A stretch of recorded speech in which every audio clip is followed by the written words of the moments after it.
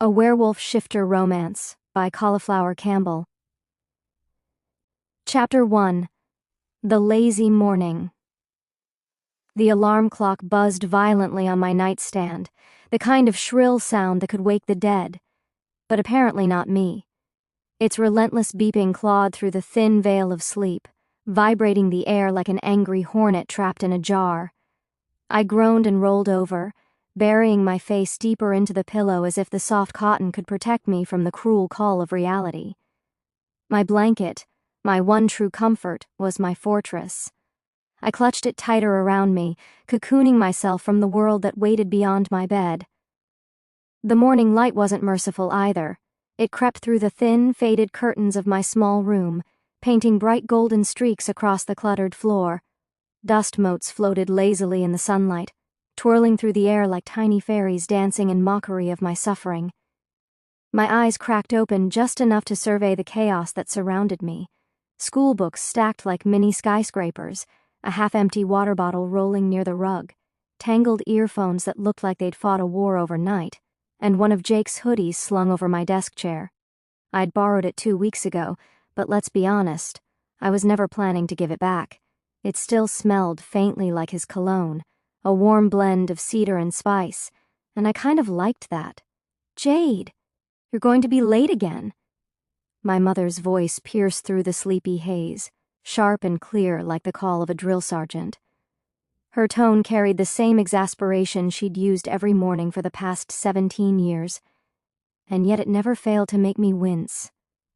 The smell of warm pancakes drifted up from the kitchen, weaving through the air vents, teasing me with the promise of something soft and buttery, and maybe worth getting up for. Almost. I let out a muffled groan into the pillow. "I'm up," I lied. The truth was, I wasn't. Not mentally, not emotionally, and definitely not physically. My limbs felt like they'd turned to lead overnight. I was the embodiment of inertia, the poster child of lazy mornings, the kind of lazy that came from staying up way too late scrolling through my phone, stalking social media feeds, and reading messages I'd never send.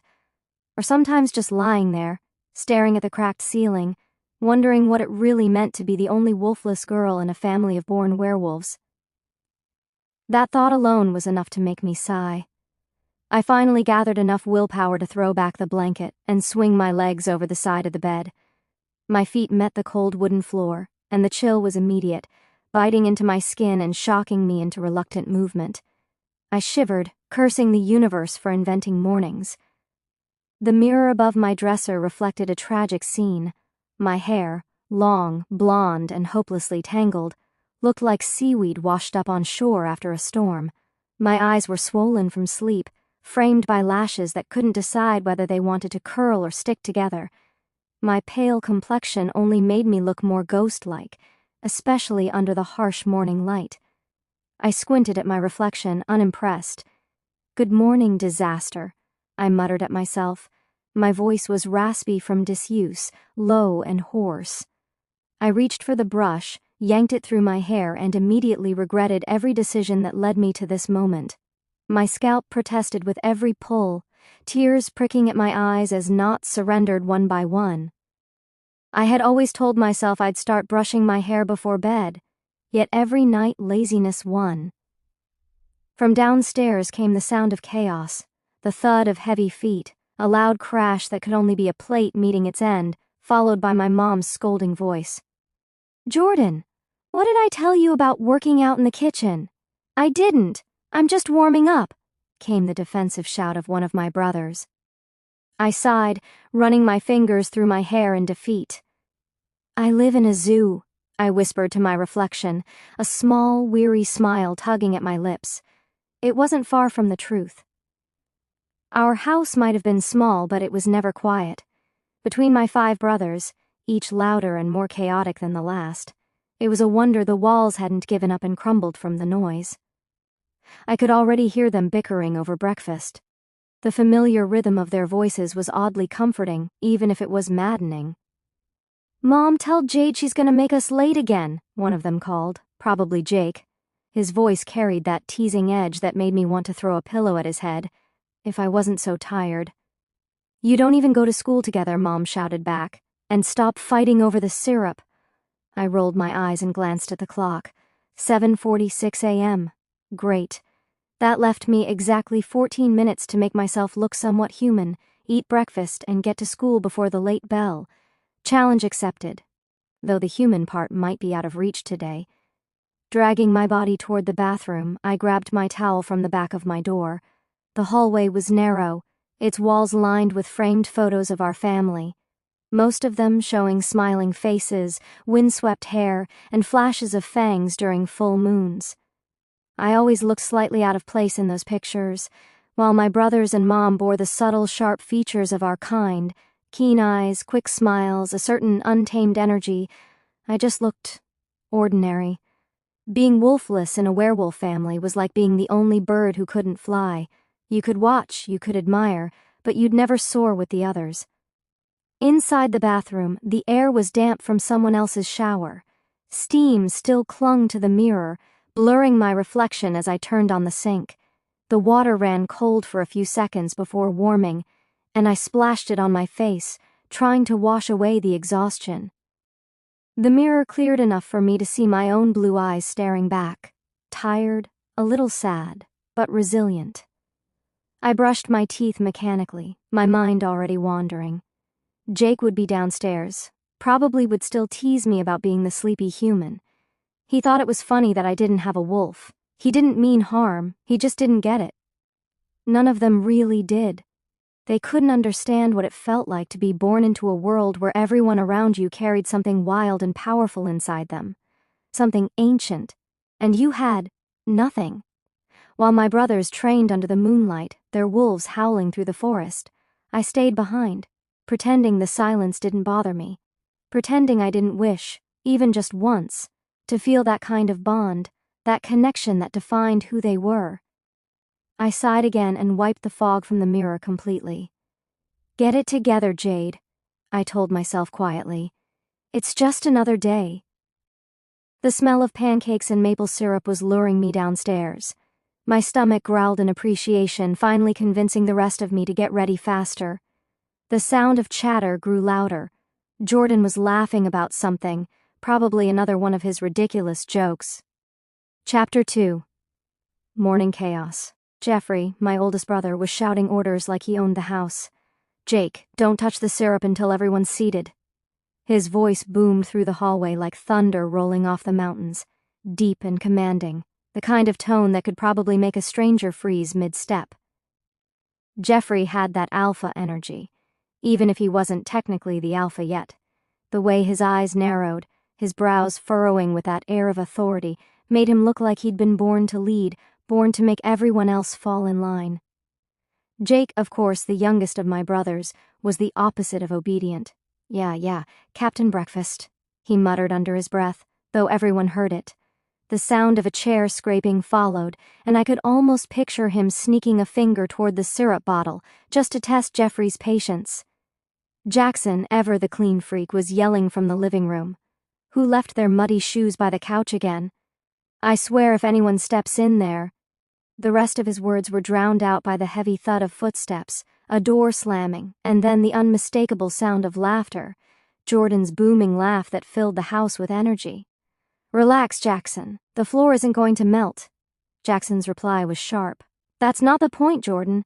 This house smells like wet dog every morning because of you."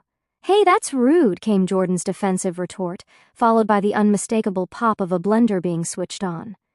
A loud whir filled the kitchen, blending fruit and protein powder into a chaos of noise. Then came Jordan's sarcastic voice. "Hey, Jake, stop drinking my protein shake. It tastes disgusting. Why would I touch it?" Jake shouted back, but I could hear the guilt in his tone, that slight hesitation that gave him away. I smiled faintly from my room upstairs, half listening to the morning madness below. Typical morning. The house was alive, buzzing, growling, rumbling with the energy only a pack household could have. Voices overlapping, footsteps pounding, laughter and complaints all tangled together like an orchestra of barely contained chaos. It was loud, but in a strange way. Comforting. Predictable. I tied my blonde hair into a messy braid, tugging the strands together without much care. A few loose locks fell around my face, framing my sleepy eyes. My reflection in the mirror looked halfway between human and disaster, but I didn't care. Morning perfection was for people with more energy than I'd ever possess. My gaze drifted to Jake's hoodie hanging over the chair, oversized, soft, and faintly scented with pine, forest air, and something distinctly wolfish. It felt like him, steady, wild, and warm. I pulled it over my head, the sleeves dangling far past my hands, swallowing me in comfort. The hoodie was old, the fabric worn thin in places, but it was my favorite. Grabbing my backpack, I slung it over one shoulder and made my way toward the stairs. The moment I stepped down, the full sound of my family hit me like a wall.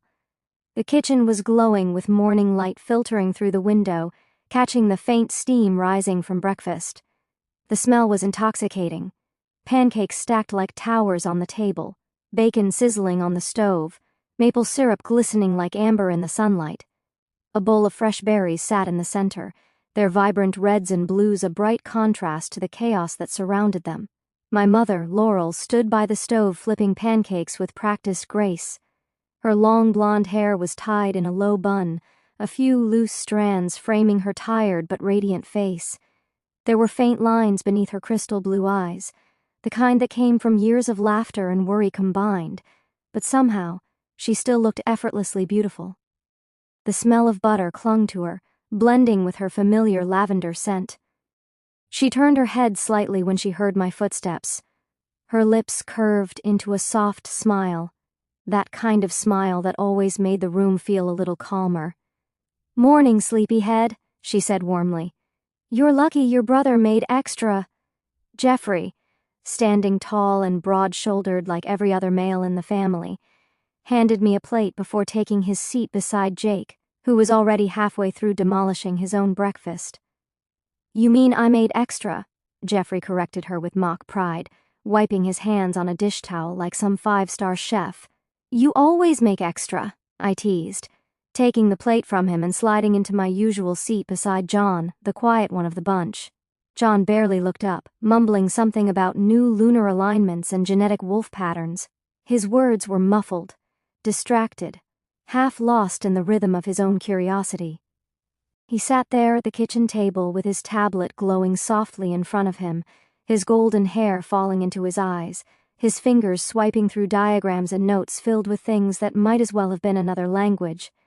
John was a nerd in every sense of the word, brilliant, quiet, and perpetually lost in thought. While the rest of us were talking about school, chores, or pack gossip, John's world revolved around science, stars, and theories no one else cared to understand. He'd always been that way, even as a kid, the kind who would rather take apart a radio just to see how it worked than go outside and play tag. He was the thinker in a family full of doers, a calm current flowing through a river of noise and chaos. Jake snorted around a mouthful of pancake. "Jeff just likes feeding his ego. The food's a side effect." Jeffrey glared at him. "You're welcome for your breakfast, ungrateful brat." Jake laughed loudly, the sound filling the room. "Can we not fight before 8 a.m.? I haven't had my caffeine yet." "You had Jordan's protein shake," I reminded him, smirking as I reached for the syrup. Jake froze mid-bite, then coughed. "That thing? That was his? No wonder it tasted like old socks and dirt." Jordan groaned. "You owe me a new one." "Add it to your tab," Jake replied casually, shoving another pancake into his mouth. "I swear, this family needs therapy," Jake said between bites, his mouth full of pancake. "You've got a scientist, a gym rat, a neat freak, and a bunch of overreacting grown-ups. Oh, and Jade, our resident lazy princess." I blinked at him, a slow smirk curling at the corners of my lips. "You forgot the most annoying brother," I shot back. He grinned, unfazed. "That's my specialty." I reached for a berry from the bowl and flicked it with expert precision. It hit his forehead dead center, leaving a faint mark of red juice that made him freeze mid-chew. For a heartbeat, silence. Then laughter erupted around the table. "Nice aim," Jordan said with a wide grin, leaning back in his chair and lifting his protein shake like he was toasting me. Finally, someone shut him up. Jake wiped the spot on his forehead dramatically. Violence at breakfast. What a family. Serves you right, Jackson muttered from the counter, not looking up as he meticulously wiped down a spill that wasn't even there anymore. His standards for cleanliness were borderline obsessive, but at least it kept the house from falling apart. Jordan chuckled, still amused, while Jeffrey shook his head in that older brother way that said he was trying not to laugh but failing. My mum sighed, the long, deep, world-weary kind of sigh that only a mother of 6 could master. Eat your food before it gets cold, she said firmly, though her voice held warmth beneath the exasperation. Her words had the intended effect. Forks clinked against plates again, the room filling with the sound of chewing and the occasional whisper of conversation. The smell of pancakes, bacon, and maple syrup hung in the air, thick and comforting, wrapping the kitchen in a cozy morning haze. Chapter 3. Rules and Reflections. Somehow this morning felt long. Sometimes I wondered how she managed us all. 6 kids, 5 boys and 1 girl. I was the lone female in a house full of testosterone, ego, and endless noise. It was like being the only calm wave in a sea of crashing tides. Except I wasn't exactly calm. I was just quieter, observant, detached, sometimes. Mum, on the other hand, was a miracle. She had the patience of a saint and the strength of a warrior. She handled every argument, every broken dish, every muddy paw print tracked across the kitchen floor with grace that bordered on supernatural. But I saw the exhaustion behind her smile sometimes, the way her shoulders tensed when she thought no one was looking, the way her eyes lingered on the window late at night, lost in thought. My father lived on the beach side of Salazar Island with my sister Jenna, whom I'd never met. Mum never talked about him much. Whenever I asked, she'd just say, he has his reasons, and that was the end of it. No further explanation. No details. Just that simple closed-door sentence. Still, I'd seen pictures. He was tall and broad-shouldered, his dark hair streaked with silver at the temples, his expression serious yet strangely kind. There was something regal about him, something that didn't fit the quiet life we lived here. In the photos, he always looked composed, as if the world bowed slightly in his presence. The kind of man people noticed when he entered a room. Sometimes, I'd catch Mum staring at those photos when she thought no one was watching. Usually late at night, when the house was still and the only light came from the small lamp on her bedside table. Her fingers would trace the edge of the frame, her eyes distant and full of something between sorrow and nostalgia. Once, when I was younger, I'd asked her why we left them at Salazar Island with the other family. She'd simply said, "Some decisions require huge sacrifices." I didn't understand it then. I wasn't sure I did now either. Jackson appeared then, holding a mop like a weapon. His golden hair was slicked back perfectly, not a strand out of place, his sharp eyes scanning the floor like a detective at a crime scene. "Whoever left those muddy prints by the front door, you're cleaning it up. I mean it this time." Jordan raised his hands innocently. "Wasn't me." Jeffrey arched a brow. "You're the only one who went jogging this morning." Jordan looked down at his sneakers, which were indeed coated in drying mud. "Circumstantial evidence," he said flatly. Jake burst out laughing again, slapping Jordan on the back. "You're hopeless, man." Through all the noise, my mother didn't miss a beat.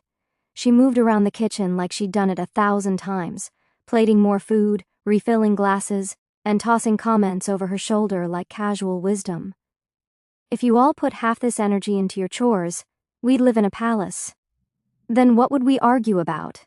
Jordan countered, grinning. "Silence," Jeffrey said dryly. "And that sounds like heaven."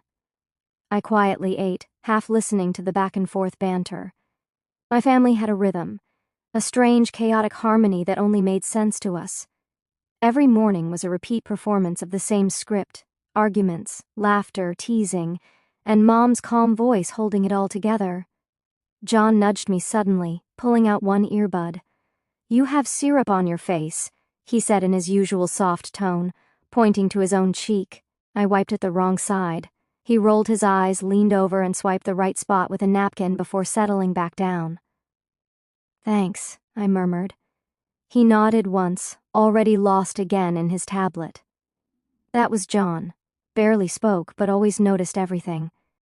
Jake was sitting at the table with his elbows propped up, fork in hand, mid-argument with John Jackson over who'd get the last pancake. Jordan sat between them, munching happily on his second serving, oblivious to the storm beside him. Jake leaned closer. "You look like death warmed over," he said around a mouthful of food. "Thanks," I muttered. "You're too kind." He grinned. "Rough night? You could say that." He didn't need to know that rough night meant lying awake for hours, wondering why I couldn't just be like the rest of them. Why the moon had never answered me. Mom finally turned, handing me a glass of orange juice. Her eyes softened when she looked at me. "You'll be fine, sweetheart. Just don't overthink everything today, okay?" I smiled faintly, nodding even though I didn't know how to stop overthinking. It was practically a hobby. A few moments later, Jeffrey's voice, deep and commanding, shook through the kitchen again. "If you all make us late for work again, I'm taking your phones for a week." Everyone went silent for half a second. Then the chaos resumed, louder than before. Chairs scraped, footsteps thundered, and the once peaceful breakfast table turned into a race. Jordan's chair screeched suddenly, breaking me from my thoughts. "I'm done!" he declared proudly, holding up his empty plate like it was a trophy. "Congratulations," Jackson muttered. "You've officially eaten enough to feed a small village." "Hey, muscle mass doesn't come cheap," Jordan replied with a wink, flexing one arm. Jake threw a napkin at him in mock disgust. Mum shook her head, the faintest ghost of a smile tugging at her lips. She moved to the counter, wrapping sandwiches and tucking them neatly into brown paper bags. She worked quietly, her hands quick and practiced, but every so often she glanced at each of us, her gaze soft, full of unspoken affection. When she finished, she turned and tossed me my packed lunch. "And don't stay out late again," she reminded, her tone gentle but firm. "You know the rule." Her eyes lingered on mine for a moment longer, the kind of look that said she wasn't just repeating herself for the sake of it. I know, I said with a dramatic sigh, though a small smile tugged at my lips. "Straight home after class." "That's what you said yesterday," she replied, arching an eyebrow. "Yeah, but I mean it this time," I said, slipping the lunch into my bag. She just gave me that look again. Half warning, half amusement. "You always say that." The thing was, she wasn't wrong. I wasn't one for breaking serious rules, but I had a habit of losing track of time. Hanging around after class, watching the sky darken over the woods behind the school, letting my mind wander. There was something about the twilight hours that drew me in, the air colder, the world quieter, like everything slowed just enough to let me breathe. But Mum hated me being out late. She said the nights had teeth, and the way she said it, softly yet with a shadow in her eyes, made me wonder what she'd seen that made her believe it. Jackson sighed and grabbed the mop again, muttering something about savages. Jeffrey stood, rubbing his temples as if bracing for another long day of herding wolves. He grabbed his keys from the counter. "Let's go, people," he said, clapping his hands once. "If we leave any later, traffic's going to eat us alive, and you guys are going to be late for school." Jordan groaned, pushing his chair back. "I call shotgun," Jake protested immediately. "You always call shotgun." "Because I'm faster," Jordan shot back, sprinting for the door. Jackson sighed and grabbed his neatly packed folder. "You're all children," he muttered. "Love you too," Jordan shouted from outside. John finally looked up from his tablet, blinking as though he'd just realized the world around him existed. "We're leaving?" he asked vaguely. "Yes, Einstein," Jake said, ruffling his hair. Mom laughed softly, shaking her head. "Same circus, different morning." She turned to me, her eyes lingering a moment longer. "Eat up, sweetheart, don't rush." Outside, a car honked, Jackson's ride to school. He jumped up, grabbing his bag and shouting something unintelligible as he ran out the door. Jordan followed, tripping over his shoes but somehow managing to stay upright. Jake finished his drink, ruffled my hair on his way out, and said, "Try not to fall asleep in class again, lazy bones." I swatted his hand away. "Try not to fail another math test." "Touché." He winked before heading out. I smiled faintly, watching the whirlwind of my brothers vanish through the doorway one by one. As the others filed out, I lingered for a moment. Mum was rinsing the plates, her hands moving through the water with slow, thoughtful motions. Sunlight streamed through the window, catching the gold in her hair and the faint lines at the corners of her eyes. She looked serene, tired but peaceful. "Love you, Mum," I said softly. She turned, surprise flickering across her face before she smiled. "Love you too, sweetheart. Be careful today." "I will." And then, just like that, the house quieted. The sudden silence felt strange after all the noise. I sat there for a moment, staring at my half-eaten pancakes, feeling that familiar weight settle in my chest. I loved my family. They were loud, messy, and overbearing, but deep down I always felt like the odd piece in a perfect puzzle. Maybe today would be different. Maybe it wouldn't. But for now I had pancakes, sunlight, and another ordinary morning to survive. With a resigned sigh, I grabbed my backpack, slung it over my shoulder, and headed for my jacket. Ready or not, another day awaited me in a world where I still didn't quite belong. It was loud, messy, and sometimes exhausting, but it was home.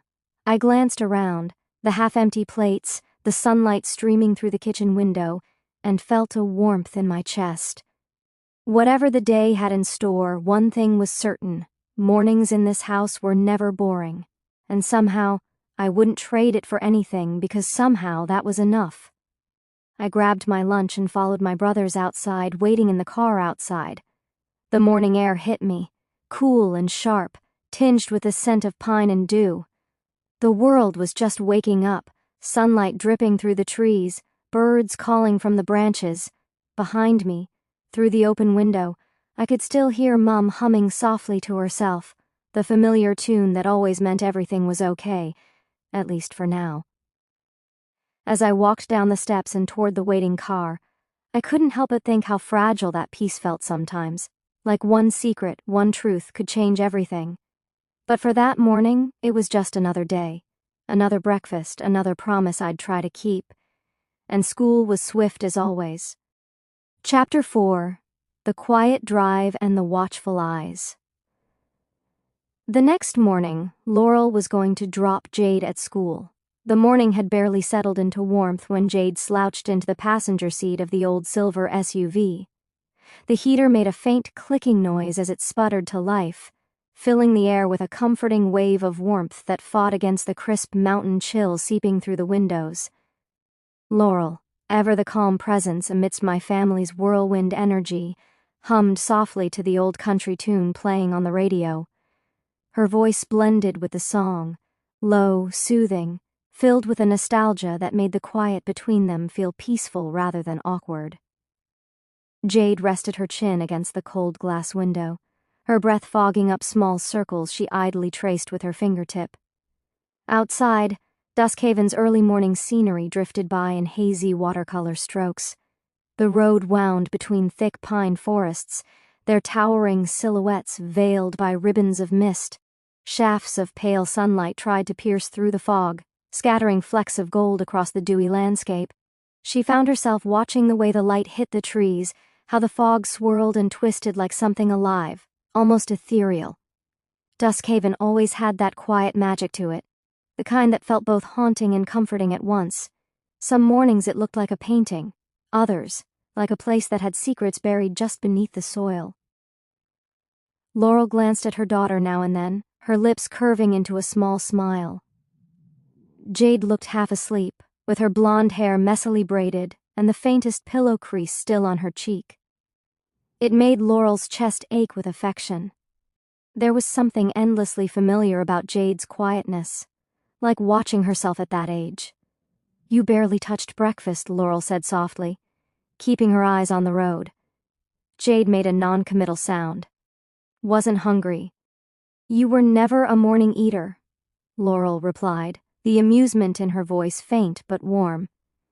Still, you should have grabbed a pancake or two. You'll need the energy for class. Jade smiled faintly but didn't answer. Her stomach twisted at the thought of school, not because it was hard but because of the stares, the whispers, the constant reminder that she wasn't like her family. They passed through the main road into the town square where the small local shops were just beginning to open. The bakery window glowed a soft amber from inside, the scent of fresh bread spilling out as a worker propped the door open. A couple of joggers, both likely wolves, passed by at unnatural speed, their movements too graceful, too fluid to belong to humans. Jade watched them and felt that familiar pang in her chest. Do you ever wish things were different? She asked suddenly, her tone so quiet Laurel almost missed it. Laurel's hands tightened slightly on the steering wheel. Different how? Jade shrugged. Like, I don't know, if I wasn't... She hesitated, struggling to find a word that didn't sound like pity. If I wasn't the odd one. Her mother's expression softened instantly. Jade, being different doesn't make you less. You know that, right? Jade just nodded faintly, though her heart didn't fully agree. She'd heard the words before, countless times, but they never quite stuck. They were like morning mist, comforting in the moment, gone by noon. When the car rolled to a stop in front of Duskhaven High, Jade sighed. The building loomed like a relic from another era, brick walls covered with ivy, tall windows that reflected the fog. It was beautiful in a gothic, intimidating way. Laurel turned down the music. I'll pick you up after practice, okay? And remember what I said about staying out late. Yeah, Jade said with a small smile, unbuckling her seatbelt. Straight home, I know. Laurel chuckled. Good girl. Have a good day, sweetheart. Jade slung her bag over her shoulder and stepped out, the crisp air instantly biting her skin. As she shut the car door, the world seemed to shift from calm to chaos. A group of students walked past, laughing loudly, their voices echoing through the courtyard. Some turned their heads as she passed, eyes flicking toward her before whispering to one another. She tried not to let it get to her, she really did. But being a Lockhart meant attention, whether she wanted it or not, because everyone in Duskhaven knew her brothers, and everyone had expectations. By the time she reached the front steps, the familiar ritual had already begun. Hey, Jade. She turned slightly, already knowing what was coming. A brunette girl with bright blue eyes hurried up to her, clutching a small pink envelope. It was sealed with a glittery heart sticker and smelled faintly of strawberries. Could you, give this to Jordan? The girl asked shyly, tucking a strand of hair behind her ear. Jade blinked, forcing a polite smile. Sure. Before she could even slip the letter into her pocket, another girl appeared, holding something wrapped in foil. This one's for Jake, she said, grinning. Tell him it's homemade. Jade stared at the chocolate bar like it might explode. Right. I'll tell him. She'd long accepted her unofficial role as the brothers' mail carrier. Notes, gifts, love letters, she'd carried them all. And she couldn't even complain. Her brothers had no idea how many admirers they actually had. As she walked through the halls, she caught snippets of conversation that followed her like a faint echo. She's one of them, right? Yeah, the Lockhart sister. Isn't she the one without a wolf? Poor thing. Jade kept her head high, though her pulse thudded in her ears. Being the wolfless one had become her label, her curse. Even the teachers seemed to tread lightly around her, as though afraid of offending the Lockhart family name. She found her locker near the back of the hall, the one that always creaked when opened. Inside, a small photo of her family was taped to the metal door. Her brothers grinning, her mother smiling, her own awkward expression caught mid-blink. She stared at it for a moment before sighing and slamming the door shut. The first bell rang, slicing through the morning chatter. Classes blurred together like one long monotone hum. Mr. Harlan's droning lecture on biology. Mrs. Pierce's relentless questions about history dates Jade couldn't care less about. The tick of the classroom clock seemed louder with every passing second, as if mocking her lack of focus. Her mind drifted elsewhere, to the forest she passed on the way here, to the strange flicker of movement she thought she saw among the trees. It wasn't uncommon for wolves to run near the roads, but something about that shadow had felt different, watching, almost. She shook the thought away. Maybe it was just her imagination, or maybe she'd spent too much time listening to her brother's stories about pack life, rogues, and ancient rivalries. By lunch, she was exhausted. She sat under the old oak tree behind the cafeteria, her usual spot where the chatter of the pack-born kids didn't reach. From there, she could see the sports field, Jordan and Jake tossing a ball, laughing with their friends effortlessly, blending into the crowd like they belonged. Which they did. As the wind rustled through the trees, scattering golden leaves around her, Jade leaned back and the day might have been dull. Her life might have felt ordinary compared to her family's supernatural brilliance. But for now, in the quiet hum of nature, she could almost forget the whispers, the labels, the invisible walls that separated her from everyone else. Almost. Because somewhere beyond the school grounds, deep within the misty forest, something stirred. Something that would soon change everything she thought she knew about herself, her family, and Duskhaven itself. But for now, Jade Lockhart remained the wolfless girl, staring out the window of her own life, unaware that the world was already watching her back. Chapter 5. The Voice Beneath the Water.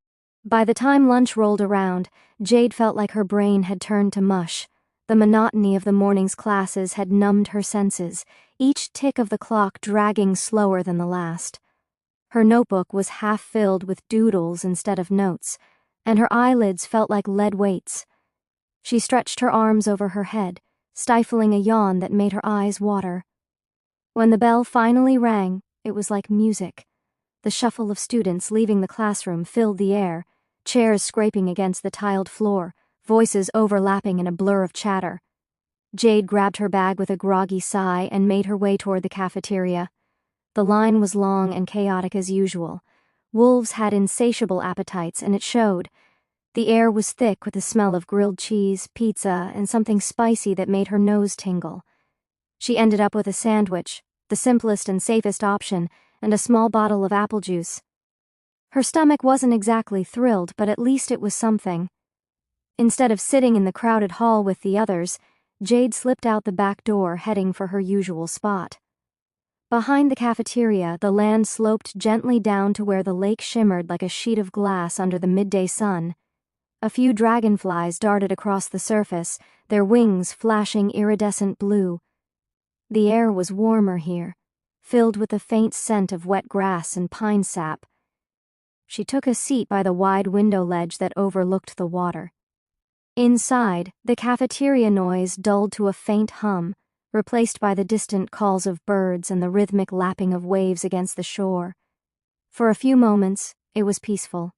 She unwrapped her sandwich, took a bite, and chewed slowly, letting her thoughts drift. The lake had always fascinated her. It had a strange kind of beauty, calm, still, yet endless in depth.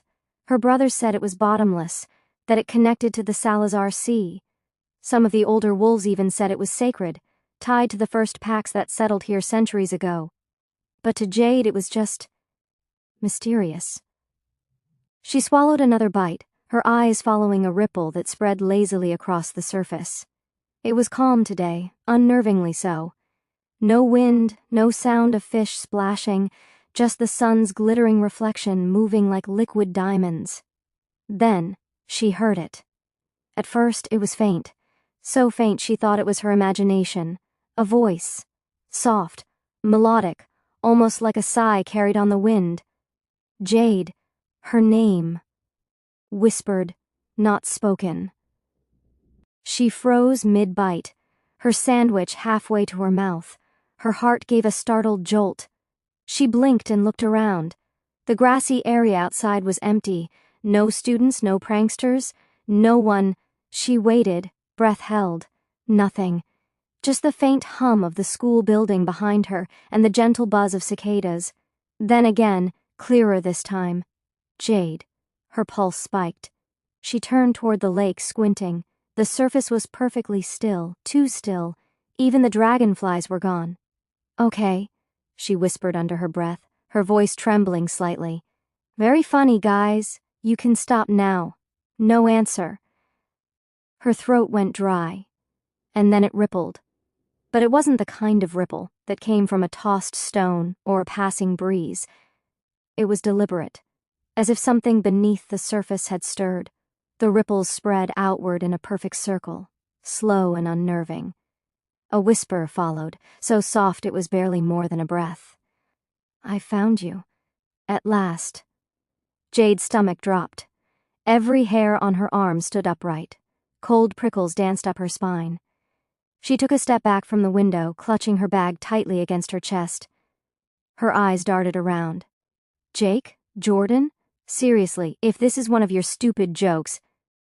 But no laughter came. No footsteps. No shadows moving through the trees. Only silence. And the steady movement of the lake. The temperature in the room seemed to drop instantly. Her breath misted in the air, ghostly and pale against the sunlight.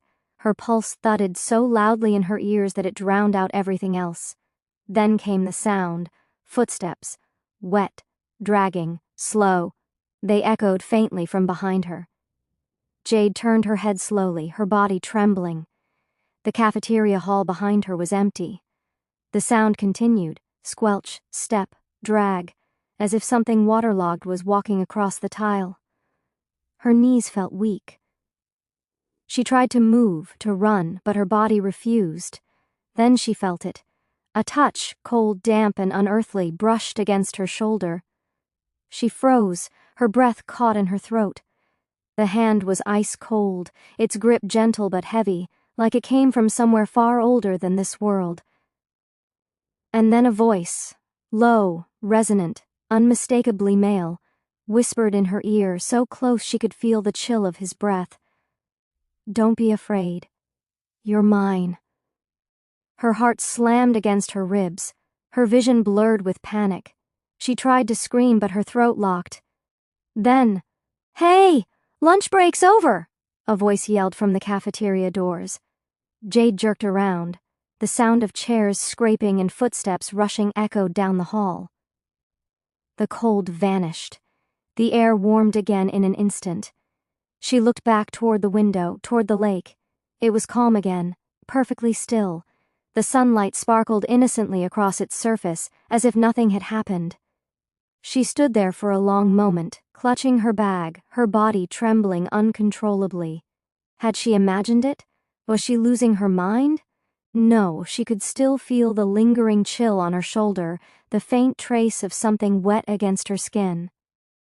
Jade didn't wait to find out more.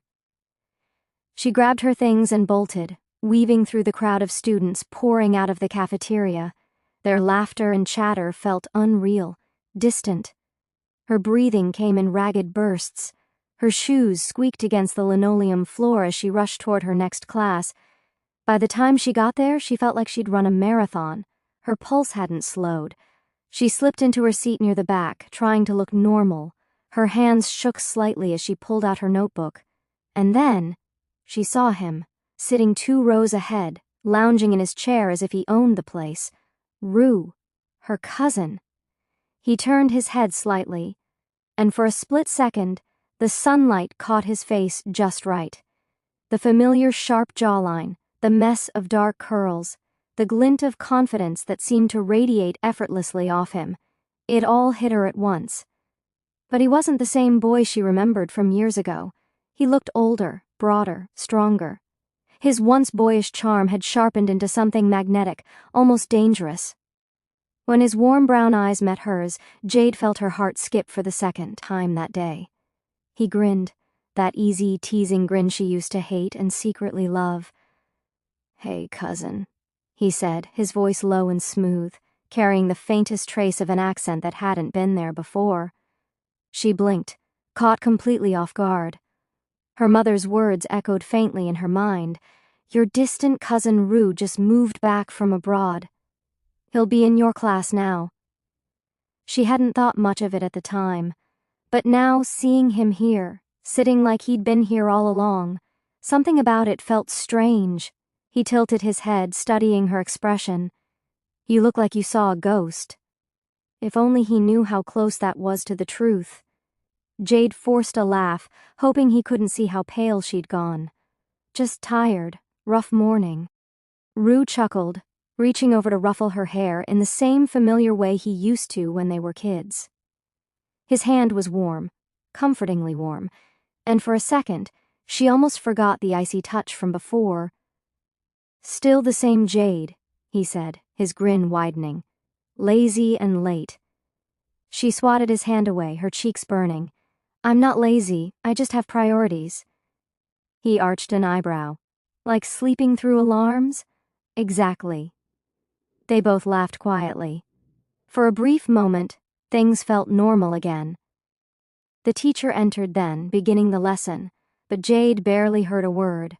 The droning voice at the front of the room faded into background noise. Her mind kept replaying the voice at the lake, the whisper that had known her name.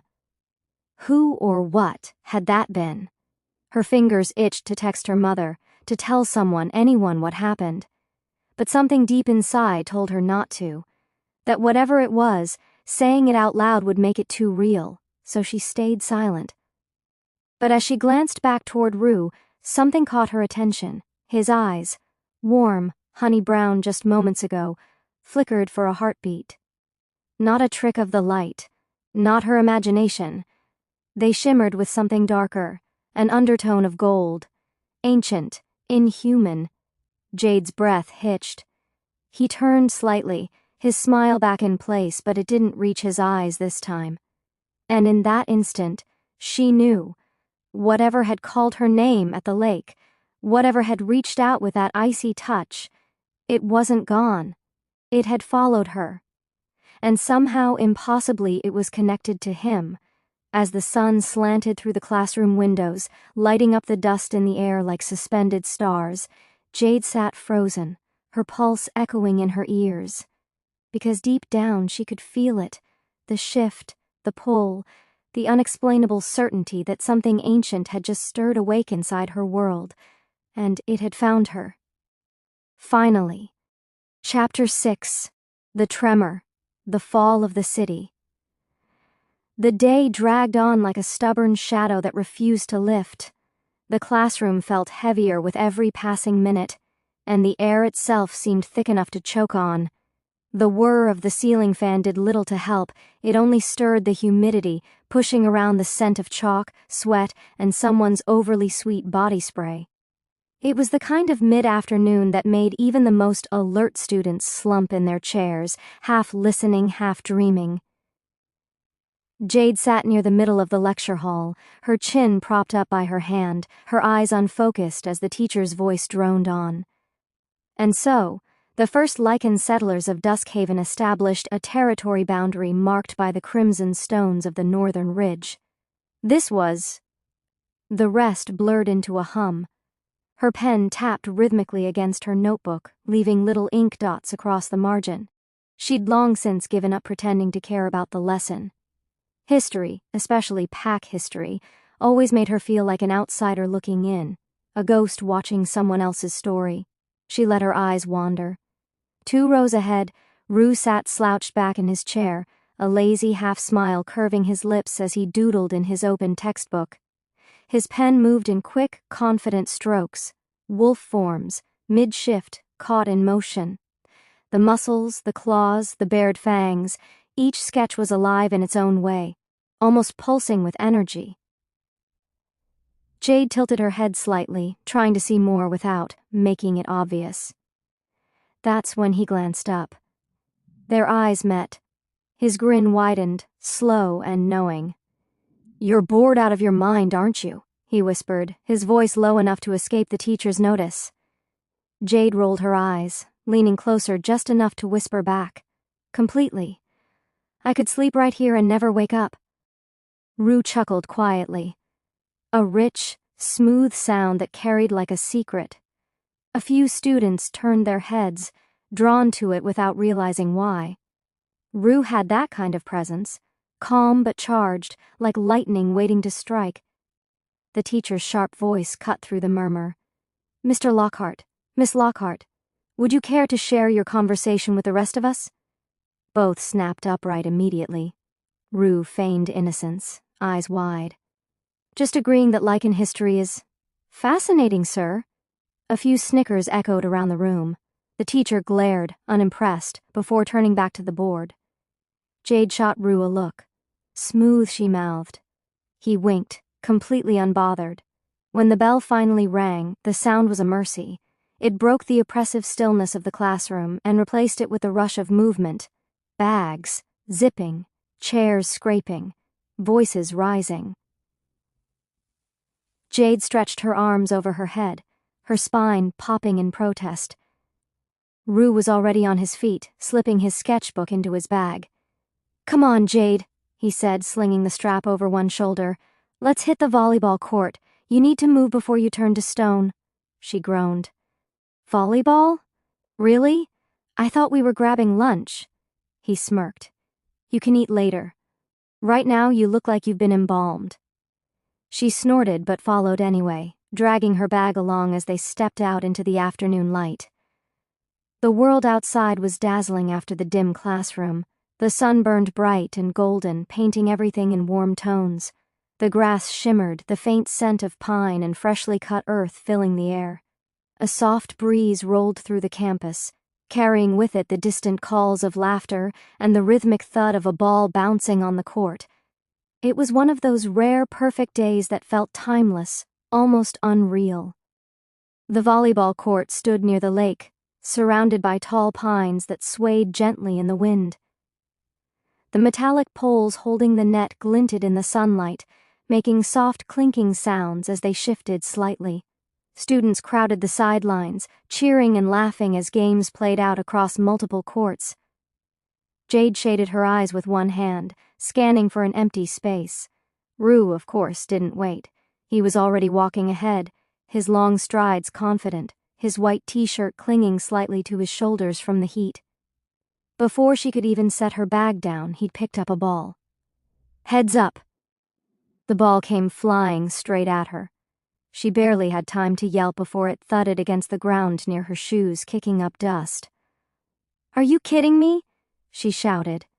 Rue grinned wickedly. "That's 1 point for me already.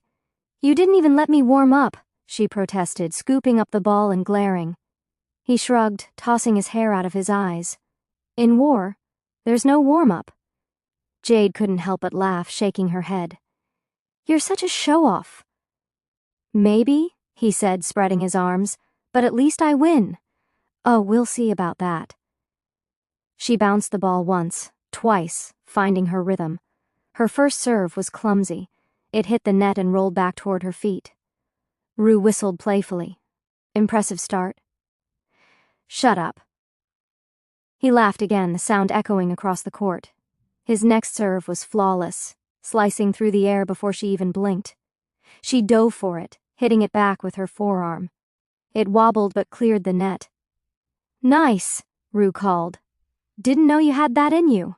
"I have a lot of things you don't know," she said, brushing sand from her knee. "Oh, really? Enlighten me, cousin. I'm secretly plotting your downfall." "Figures," he said with mock seriousness. "You've always been jealous of my talent." "You mean your ego?" That earned another laugh. They went back and forth, trading hits and insults in equal measure. Sweat beaded on their foreheads. The sun hung high, casting long shadows across the court. Around them, other students watched occasionally, smiling at the banter. Despite herself, Jade was having fun. For the first time all day, she wasn't thinking about the strange voice from the lake or the chill that had clung to her bones. Here, under the golden sky, everything felt normal. Almost until the ground trembled. It was faint at first, a subtle vibration beneath her feet, like a truck passing nearby. But it grew stronger. The volleyball rolled away, bouncing unevenly as the sand shifted beneath it. "Did you feel that?" she asked, her voice suddenly small. Rue's smile faltered. Yeah. The tremor deepened. The metal poles holding the net began to rattle violently, their chains clinking in discordant rhythm. Distant shouts rose across the campus. The earth heaved again, harder this time. Students stumbled, clutching at benches and fences. The air was filled with a low, deep rumble that seemed to come from the core of the ground itself. Jade's knees buckled. She fell to one side, catching herself with her hands. Sand sprayed into her eyes. "Rue!" she shouted. "I'm here!" he yelled, grabbing her arm and pulling her upright. All around them, the world seemed to blur, trees swaying, windows shaking, birds taking frantic flight. The sound of glass shattering came from somewhere near the cafeteria. Then, just as suddenly as it began, it stopped. The silence that followed was deafening. Everyone stood frozen, hearts pounding, ears ringing. Jade's breath came in short bursts. She turned to Rue, eyes wide. "What was that?" He looked pale, his usual smirk gone. "I don't know, but it didn't feel normal." The air was different now, charged, tense, heavy with something unseen. The birds that had fled were gone. The campus felt hollow, abandoned. From somewhere far in the distance came a sound, a deep, resonant howl that echoed across the hills. Every head turned toward the direction of the forest. Jade's blood ran cold. It wasn't just any howl, it was one of warning, one that no one had heard in generations. Rue's gaze met hers. There was something in his eyes now, a glint that was both protective and dangerous. "We need to go," he said quietly. The tremor had stopped, but something else had started, and whatever it was coming closer. Chapter 7. The Wolf. Among Wolves. The next day, after few classes, they played volleyball again, played for nearly an hour. Or rather, he played while Jade chased the ball around like a lost puppy. Every time she thought she'd finally gotten the hang of it, Rue would spike the ball so effortlessly it sailed clean over her head and smacked the sand several feet away. He'd grin that mischievous grin of his and shout, "You're improving, kinda." "Kinda?" she repeated breathlessly, wiping the sweat from her forehead. "You mean barely? Progress is progress," he called back, tossing her the ball again. Her arms ached, her lungs burned, and her ponytail clung to the back of her neck with sweat. But she couldn't help laughing. There was something freeing about the rhythm of it.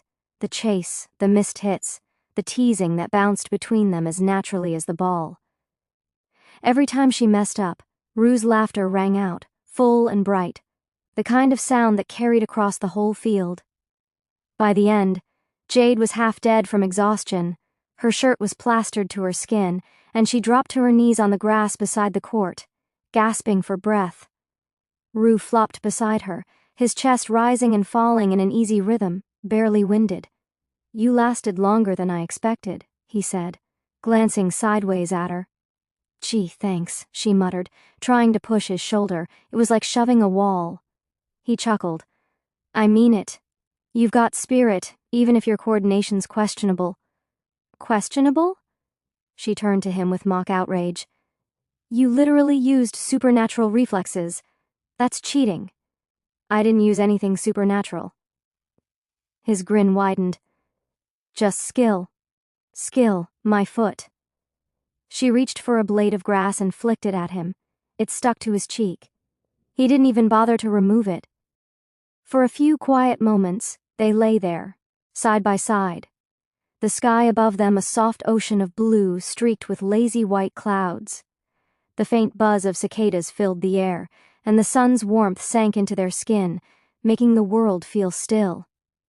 Jade breathed deeply, savoring the rare calm. The field around them hummed with the easy chatter of other students, laughter mingling with the rustle of wind through the trees. From where she lay, Jade could see the tops of the Duskhaven forest stretching toward the horizon, the pine trees whispering secrets to the sky. It almost felt normal. Almost. Then came shifter class, her least favorite part of the day. The peaceful calm shattered the moment they reached the training grounds. The air was heavy with anticipation and the musky scent of wolves. Dozens of students filled the wide clearing, some already in wolf form, others stretching or jogging to loosen up. The earth was torn and scarred from countless sparring sessions, claw marks etched into the soil like battle trophies. Jade stood on the edge of it all, clutching the strap of her backpack. Her stomach knotted as the sharp tweet of a whistle cut through the chatter. Coach Miles stood at the center of the field, towering over everyone. He was an imposing man, broad shoulders, sun-tanned skin, and silver-streaked hair that made him look like he'd seen every fight the world could offer and won them all. A faded scar ran from his temple to his jawline, a reminder of what shifter combat could really be. "All right, wolves," he barked, his voice booming across the field. "You know the drill. Pairs of 2, full transformation, then spar. Let's see some real control this time." The crowd erupted into motion. Students paired off, stretching, shaking out their arms, psyching themselves up. The scent of excitement and adrenaline thickened in the air. Jade stayed where she was, the familiar ache tightening in her chest. Coach Miles's sharp eyes landed on her. Jade. Her name always sounded heavier when he said it. "Yes, Coach?" she asked, already knowing what would follow. "You can stay and observe," he said, his tone kind but final. "You know the rules." She nodded, forcing a smile that didn't quite reach her eyes. "Of course, Coach." She heard a few murmurs behind her. Not cruel exactly, just pitying. The kind of pity that stuck like burrs no matter how hard she tried to shake it off. The Wolfless Girl. It had become her quiet title, whispered with sympathy or disbelief. The Lockhart name came with expectations. Her brothers, Jordan and Jake, had both shifted early and strong, natural-born alphas in every sense. But Jade, nothing. 20 years old in a few days, and still no shift. Still human in a world that demanded something more. Rue caught her eye from across the field. He offered her a lopsided grin and a wink, the kind that said, "Don't mind them." Then, as if to prove every unspoken comparison wrong, his golden eyes flared.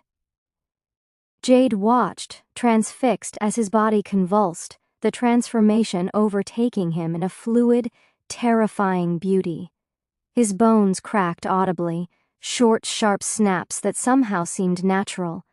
Muscles rippled beneath his skin as fur burst across his body in waves. The sound of it, the shift itself, was primal, sacred, and raw. In less than a heartbeat, the human boy she'd just been joking with was gone.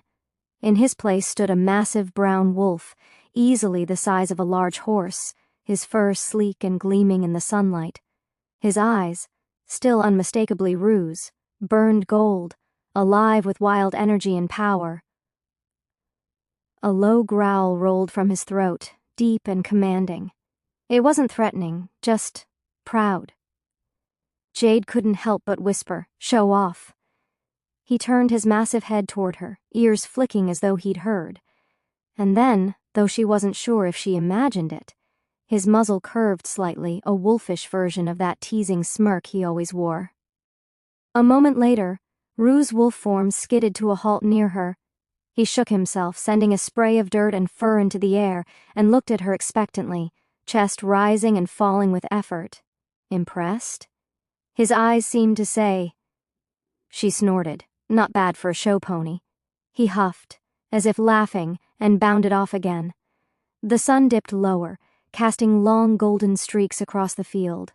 The air grew cooler, and the sounds of sparring began to fade as one by one students collapsed in the grass, panting and grinning. But Jade remained where she was, still tracing aimless shapes in the dirt. Her reflection shimmered faintly in a puddle near her boots, a girl caught between worlds, human among wolves.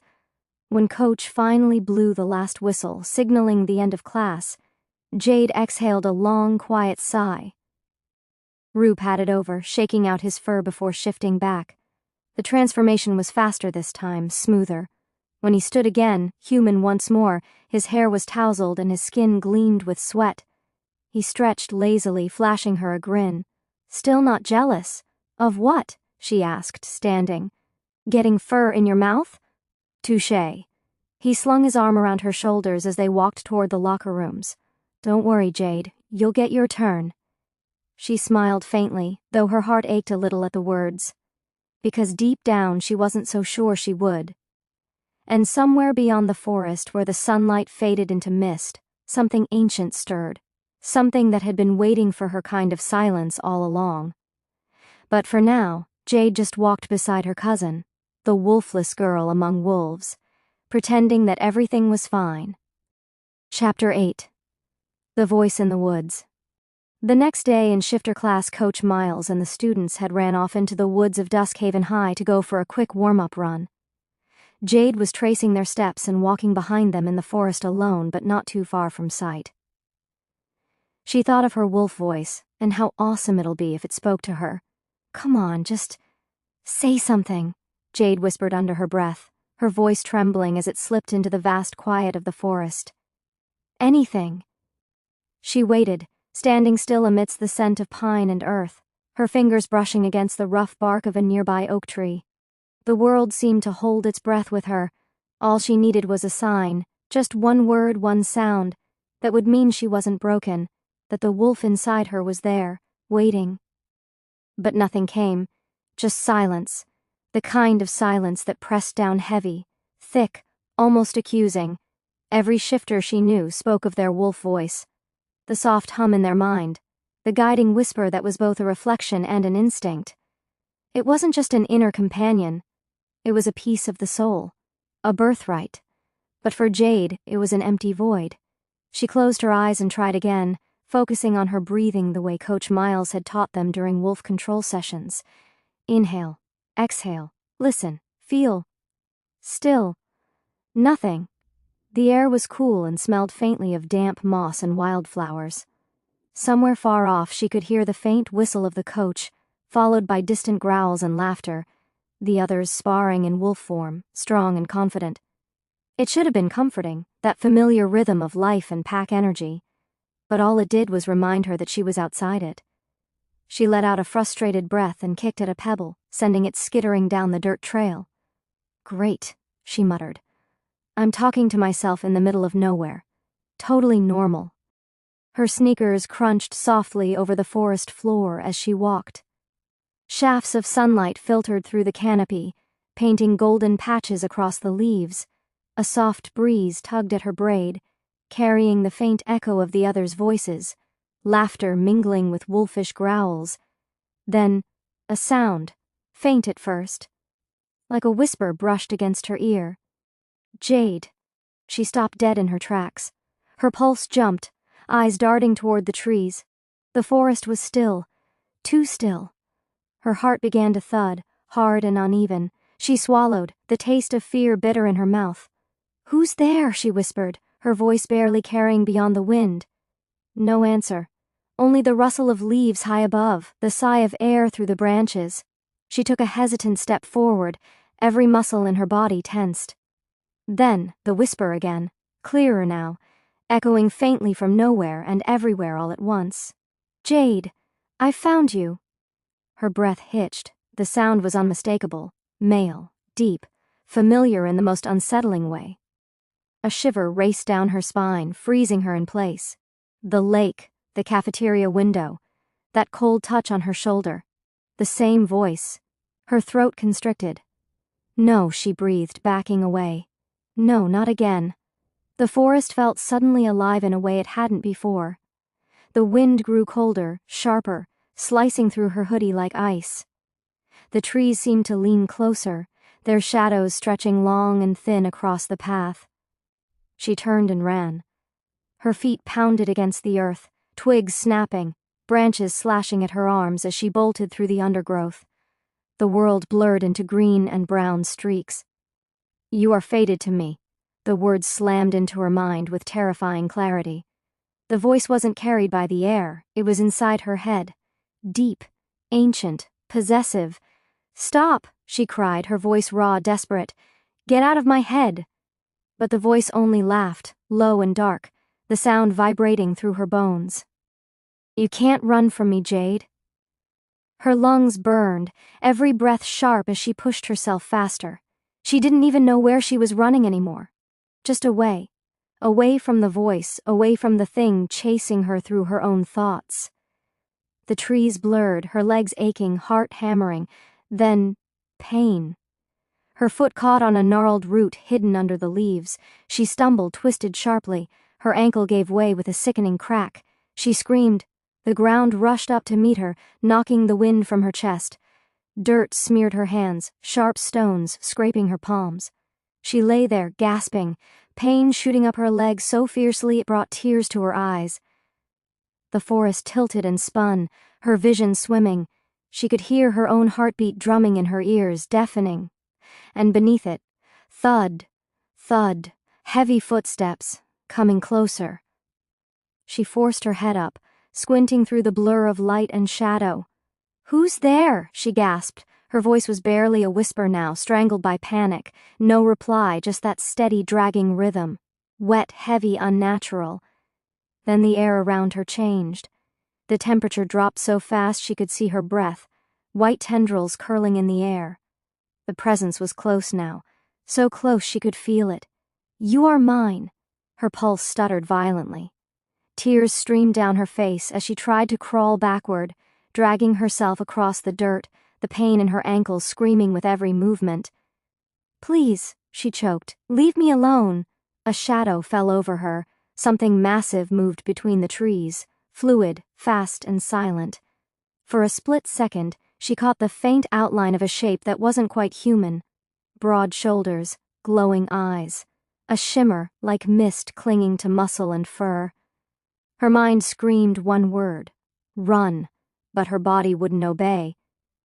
Then, a growl, loud, real, alive. The shadow turned just as another figure exploded through the trees, massive, brown, and furred. Rue. He charged like a storm unleashed, snarling, teeth bared. The air cracked with power as he lunged between her and the dark silhouette. The shadow recoiled, a guttural hiss echoing through the woods, before vanishing into the mist, as if it had never been there at all. Rue skidded to a halt beside her, claws digging into the dirt, his eyes, burning gold now, locked onto hers, full of raw concern. He whined low in his throat and lowered his massive head, nudging her shoulder gently. "Rue?" she breathed, clutching at the fur along his neck, trembling. Her fingers sank into his coat. It was warm, solid, real. He huffed softly, crouching lower as if to shield her with his body. Then came the sound of running, shouts, footsteps pounding against the forest floor. "Over here!" a voice called. Jade blinked through her tears as other figures appeared. Students, some in human form, some half-shifted, eyes wide with alarm. They gathered around, forming a loose circle of worried faces and wary glances toward the dark tree line. "Is she okay?" someone asked. She twisted her ankle, another replied. "But what happened?" No one had an answer. Jade tried to speak, but her throat was tight, her words caught somewhere between fear and disbelief.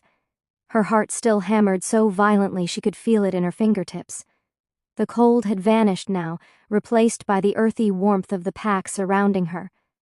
Rue stayed close, his fur brushing her arm, a low rumble of protectiveness thrumming in his chest. The coach's whistle sounded again in the distance, faint and sharp, signaling the end of the session, but no one moved. All Jade could do was stare into the forest, her mind echoing with that voice she couldn't escape. "You are fated to me."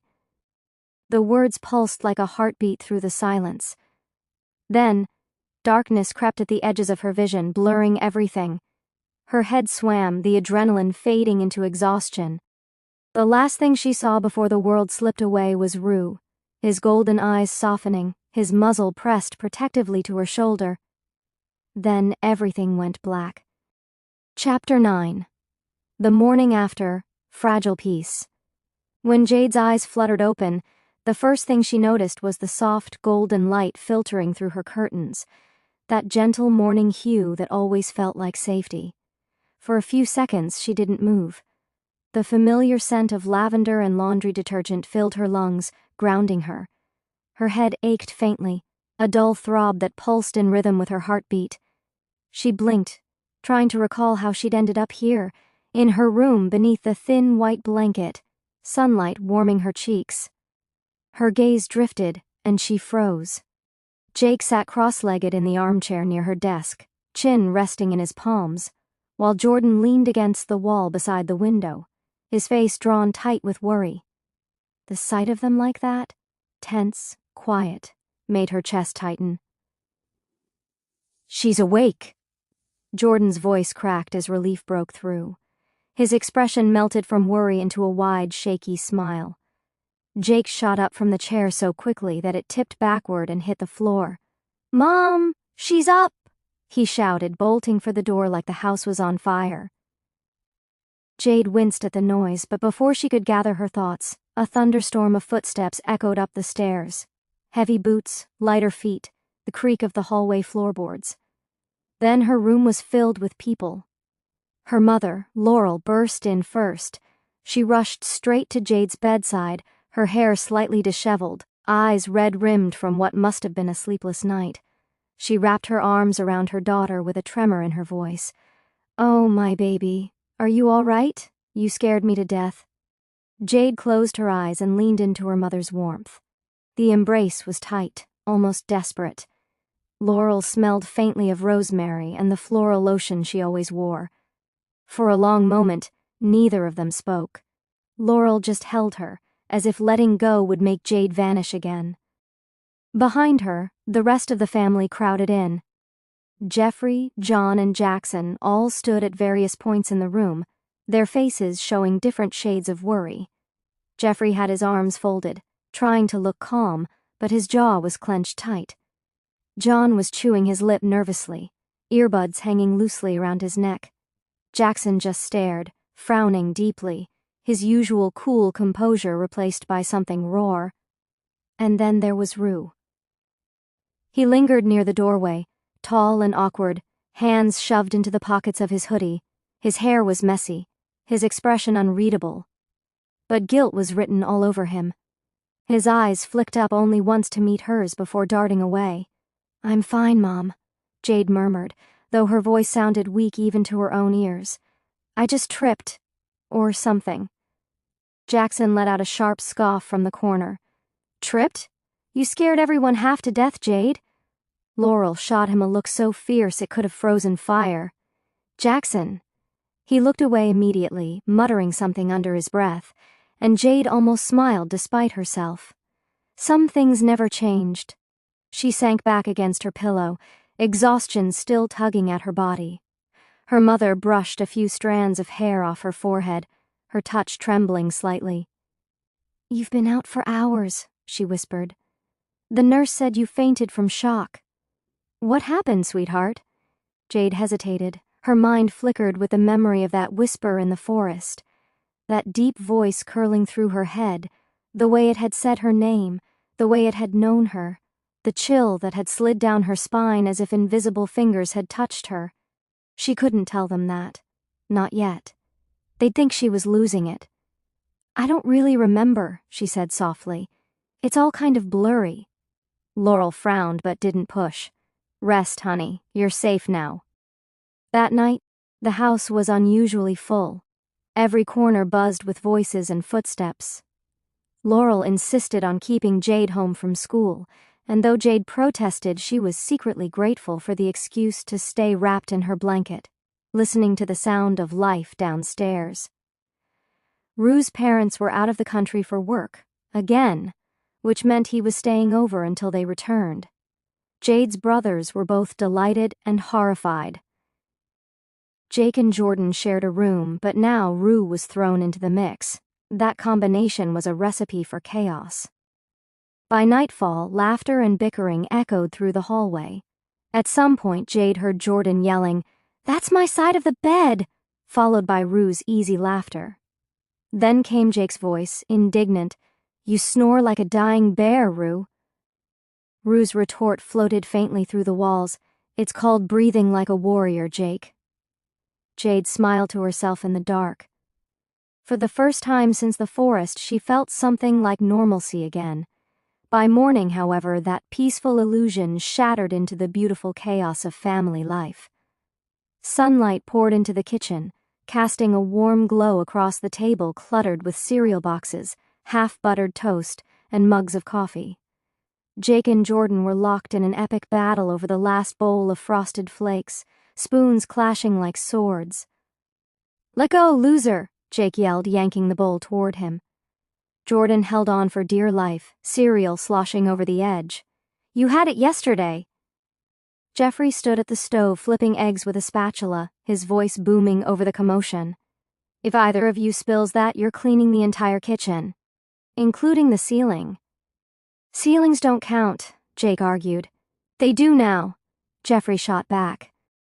Meanwhile, Jackson sat at the table with his arms crossed, glaring at the chaos like it was personally offending him. His room, his sanctuary of order, had apparently been invaded earlier by Jordan's dirty sneakers, and he wasn't letting anyone forget it. "If one more person touches my cologne," Jackson warned darkly, "I swear." Rue, sitting comfortably beside him, interrupted with a grin. "Relax, clean freak. You could eat off your floor. Actually, I might try that later." Jackson glared at him, but even he couldn't hold back the smirk that tugged at the corner of his mouth. Rue had that effect on people. Disarming, charismatic, impossible to stay mad at. Jade finally wandered in, dressed in her normal hoodie and pants, her blonde hair tied in a loose ponytail. The room went still for a brief moment. Then Jordan grinned. "Look who's alive," he announced dramatically. "Our sleeping beauty returns." Jade rolled her eyes, grabbing an apple from the counter. "You're hilarious!" Rue watched her from where he sat, his expression softer than usual. "You sure you're okay?" he asked quietly. "I'm fine," she said, avoiding his gaze. "Really?" But something in her tone, too casual, too quick, made Rue frown slightly. He didn't press, though. The walk to school that morning was peaceful. The sky stretched wide and blue, the scent of pine and wet soil fresh after last night's light rain.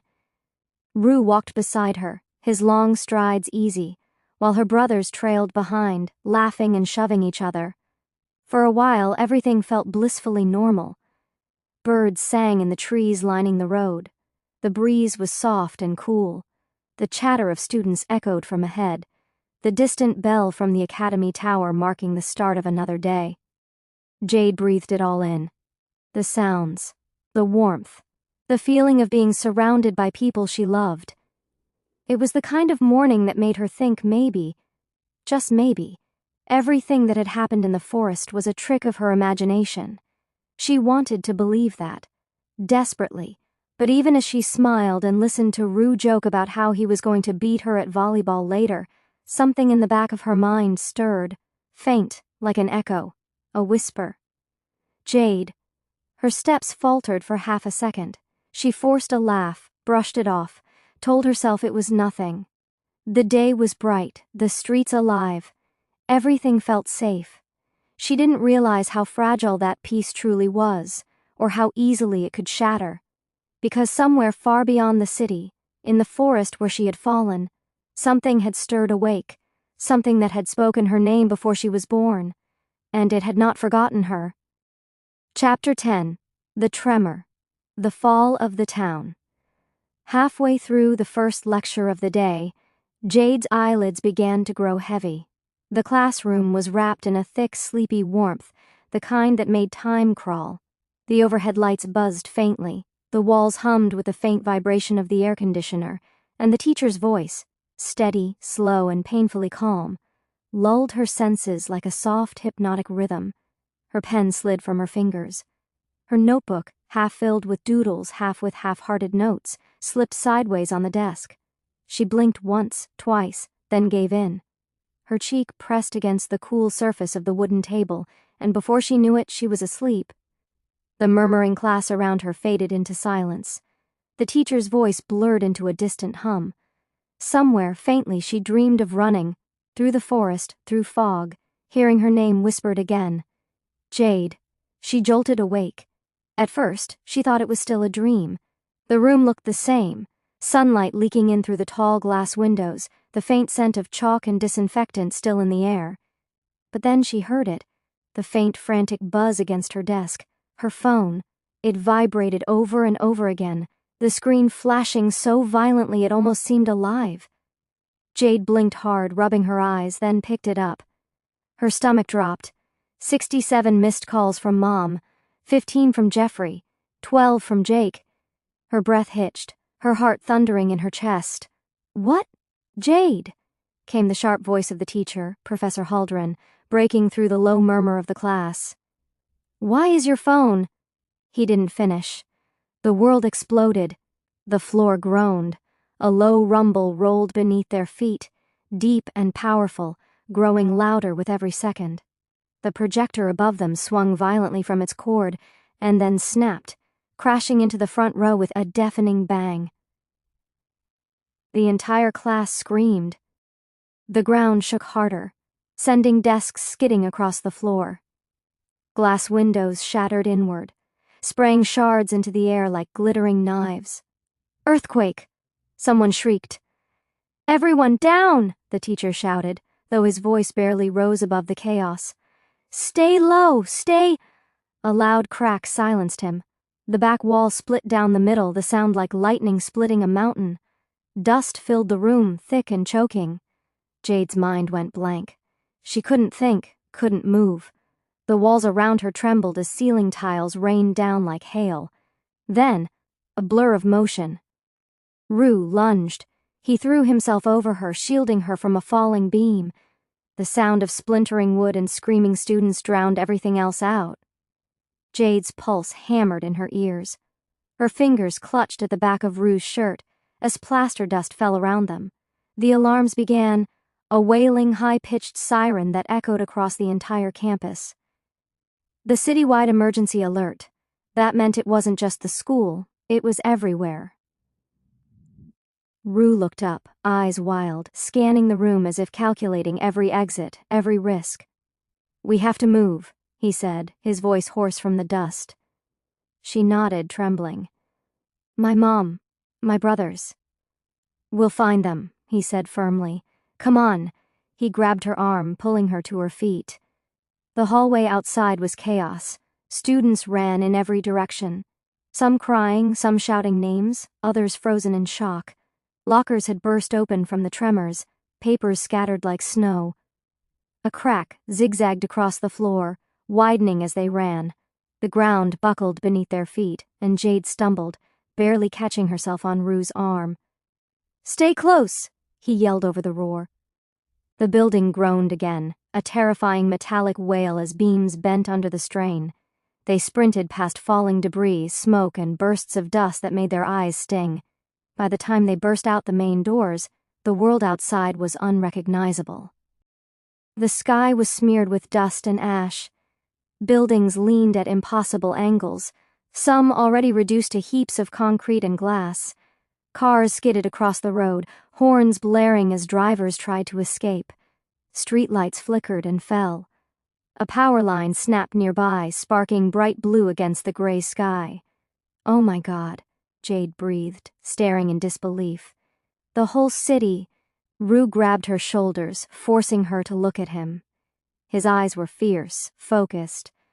"We'll make it to your house. We'll find your family." She nodded quickly, though her heart was racing too fast to think straight. He fumbled for his phone, trying to call. The screen lit up, flickered, then went black.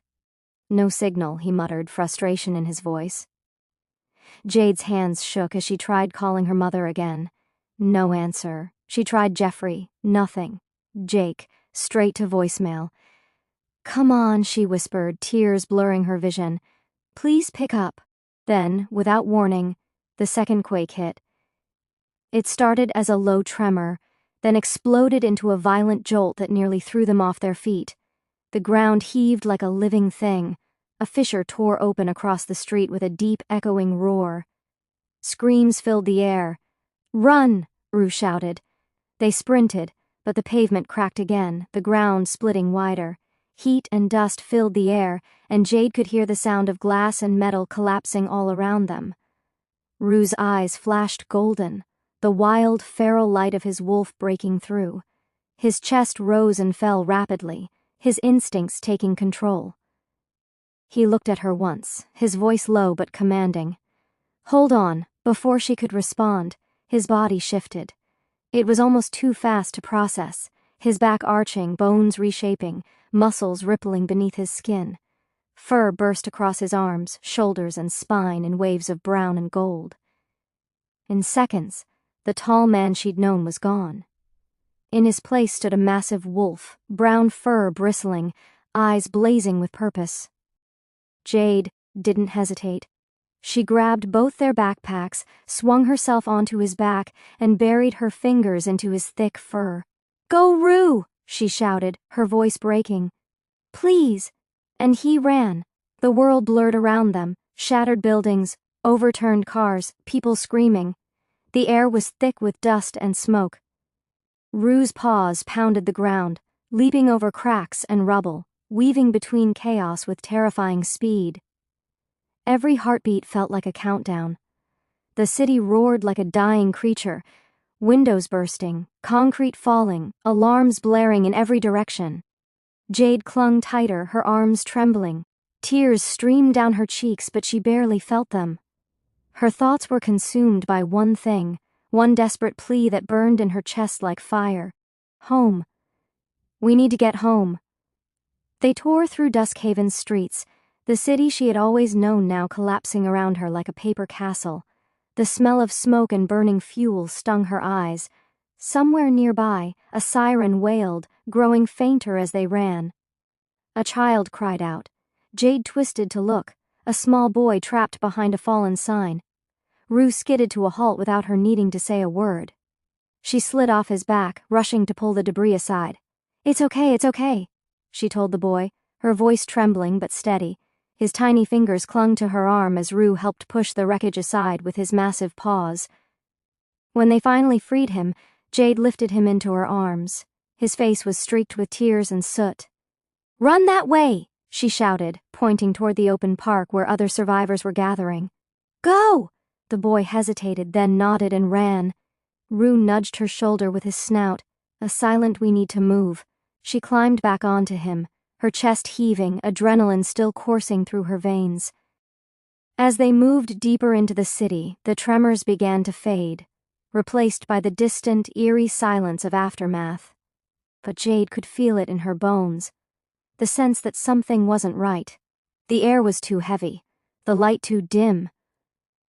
She looked over the horizon and her breath caught. Smoke billowed in massive plumes across the skyline, not gray but black, thick and unnatural.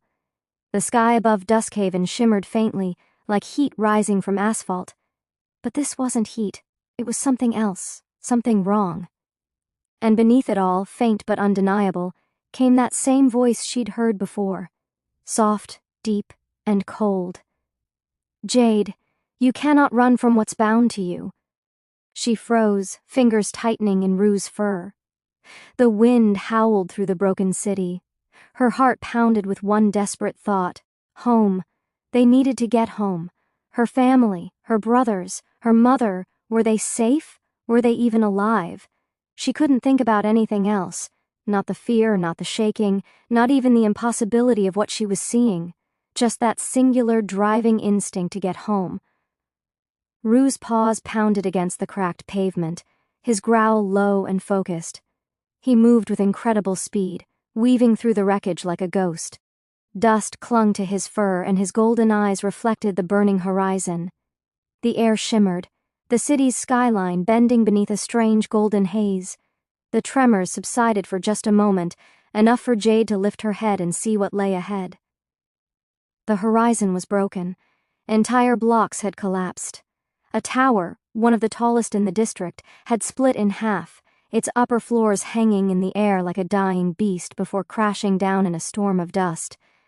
And yet, beneath all that ruin, she felt something else, something alive, something dark, watching. The hairs on the back of her neck stood up. Her heartbeat quickened, even faster than before. This wasn't just nature's rage. This was intentional. Something deep beneath the earth, something ancient, had stirred, and as Rue carried her through the wreckage, Jade knew with terrifying certainty that this was only the beginning. The beginning of something that had been waiting for her all along. If you enjoyed this audiobook, subscribe to my channel for the second part of this book, and also more interesting audiobooks. Join my channel by becoming a member and have early access to stories and second parts of books. Save the playlist for more upcoming audiobooks. Don't forget to give this video a thumbs up. Check out new audiobooks in my channel. Comment your answers in the comments section. Thanks for listening. To be continued. If you enjoyed this audiobook, subscribe to my channel for the second part of this book, and also more interesting audiobooks.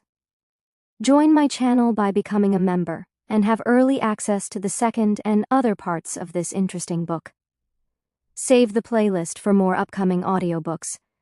Don't forget to give this video a thumbs up. Check out new audiobooks in my channel. Who do you think is after Jade, and will Rue let it get to her? Comment your answers in the comments section. Thanks for listening.